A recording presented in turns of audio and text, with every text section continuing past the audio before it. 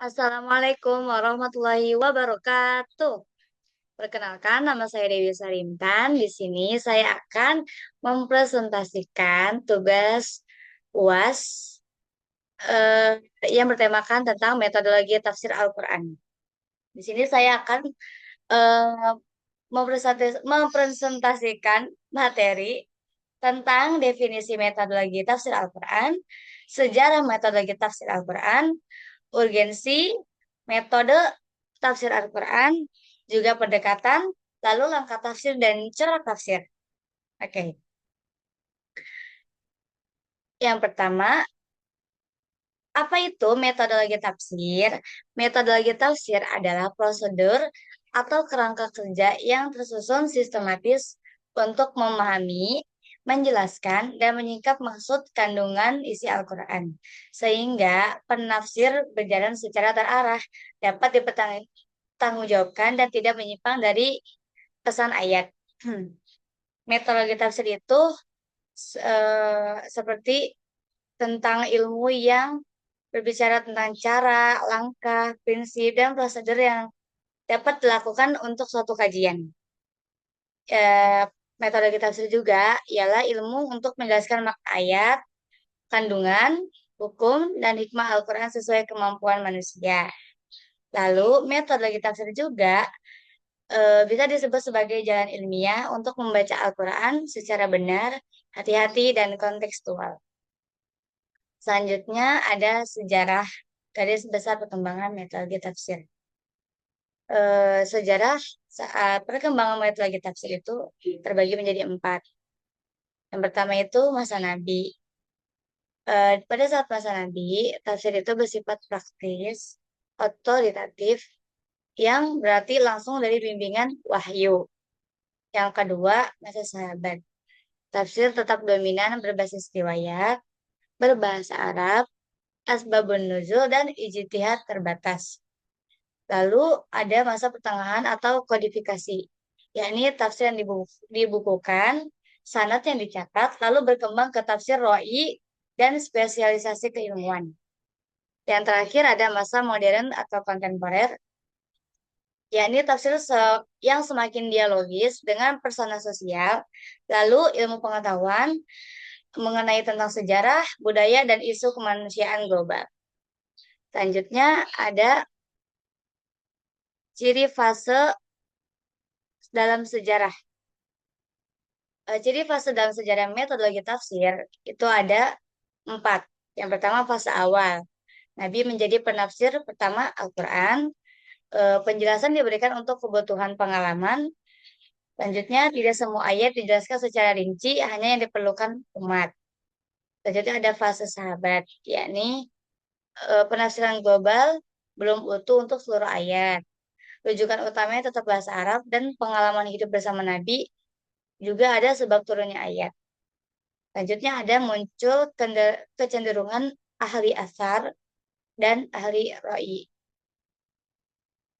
Selanjutnya ada fase pertengahan. Di fase pertengahan ini, tafsir dipisahkan dari kitab hadis dan dibukukan tersendiri. Lalu muncul karya sistematis seperti Al-Tabari. Yang terakhir ada spesialisasi corak, yaitu ada fikih, sufi, kalami, ilmi, falsafi, dan lain-lain. Yang terakhir ada fase kontemporer, yakni yang lebih kritis, terbuka, interdisipliner. Selanjutnya ada responsif terhadap demokrasi dan problem sosial modern. Lalu yang terakhir melibatkan sejarah, antropologi, filsafat, dan ilmu sosial lain. Urgensi, mengapa metodologi tafsir perlu dipelajari? Yakni ada tiga. Mencegah kesalahan. Mencegah kesalahan, jadi tanpa metode, penafsir mudah dipengaruhi subjektivitas, ideologi, atau pembaca yang sembarangan. Lalu ada membuat tafsir ilmiah. Metodologi memberi standar sumber, langkah, dan argumen yang dapat diuji. Terakhir, bisa menjawab masalah baru. Metodologi tafsir ini eh, sebuah tafsir yang bisa membaca isu kontemporer yang membutuhkan cara baca Al-Quran relevan, dan bertanggung jawab. Dengan kita mempelajari metodologi tafsir, kita bisa membedakan tafsir yang kuat dan tafsir yang lemah. Juga melatih sikap kritis sekaligus hormat terhadap tradisi keilmuan para mufasir. Juga yang terpenting bagi mahasiswa, metodologi tafsir adalah fondasi sebelum masuk pada telah kitab tafsir, penelitian tematik, dan analisis ayat secara akademik. Selanjutnya ada metode muqarron dan maudhu'i. Muqarrin atau komparatif, yakni membandingkan beberapa penafsiran atau teks terkait.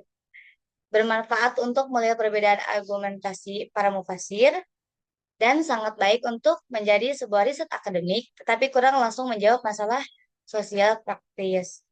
Selanjutnya ada tafsir metode maudhu'i atau tematik, yang memilih satu tema, lalu menghimpun semua ayat yang terkait. Lalu sangat relevan untuk isu kontemporer dan kajian topikal. Selanjutnya menuntut ketelitian tinggi agar pemilihan ayat tidak selektif atau dipaksakan. Selanjutnya ada pendekatan analisis tafsir. Di pendekatan analisis tafsir, ini adalah sudut pandang intelektual yang dipakai mufasir ketika membaca ayat. Misalnya, apakah ayat dilihat terutama dari bahasa, sejarah, sosial, hukum, atau disiplin yang tertentu. Dilihat dari kebahasaan, contohnya fokus pada akar kata, struktur kalimat, i'rab, balaghah, dan makna lafaz. Dilihat dari sosiohistoris, itu membaca ayat melalui konteks turunnya dan kondisi masyarakat. Kalau dilihat dari pendekatan disipliner, itu kita memakai perspektif fikih, kalam-kalam, tasawuf, pendidikan, sains, atau ilmu sosial lainnya. Selanjutnya ada contoh bentuk pendekatan.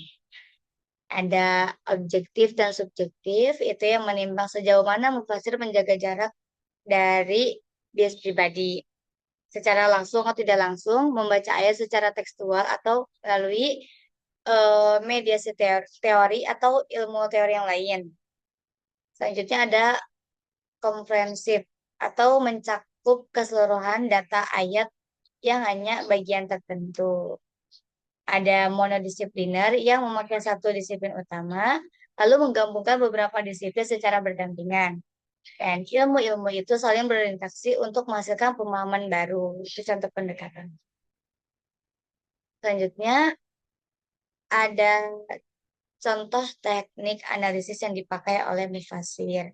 Contohnya dengan menekankan bunyi teks dan struktur pada lafaz, menggunakan nahwu sorof, semantik, dan balaghah, membaca ayat dalam relasinya dengan can ayat lain, lalu melihat konteks turun dan fungsi ayat dalam masyarakat, mengaitkan ayat dengan akidah atau usuluddin, lalu terakhir ada menimbang rasionalitas makna dan relevansinya dalam budaya.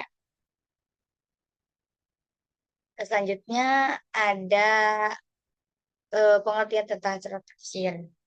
Apa yang dimaksud dengan cara tafsir? Cara tafsir adalah kecenderungan atau karakter yang dominan dalam suatu karya tafsir. Cara karya tafsir itu menunjukkan orientasi utama seorang mufasir ketika menjelaskan ayat. Misalnya, lebih menonjolkan hukum, atau menunjukkan tasawuf, menunjukkan filsafat, sains, atau persoalan sosial lainnya. Kalau yang menunjukkan fikih itu, ia menunjukkan istinbat hukum. Sufi menekankan makna isyari dan dimensi batin, atau tasawuf. Falsafi mengaitkan tafsir dengan pemikiran-pemikiran filsafat. Ilmi membaca ayat melalui ilmu pengetahuan. Adab ijtima menyorot sastra atau persoalan masyarakat. Logawi menekankan analisis bahasa secara detail.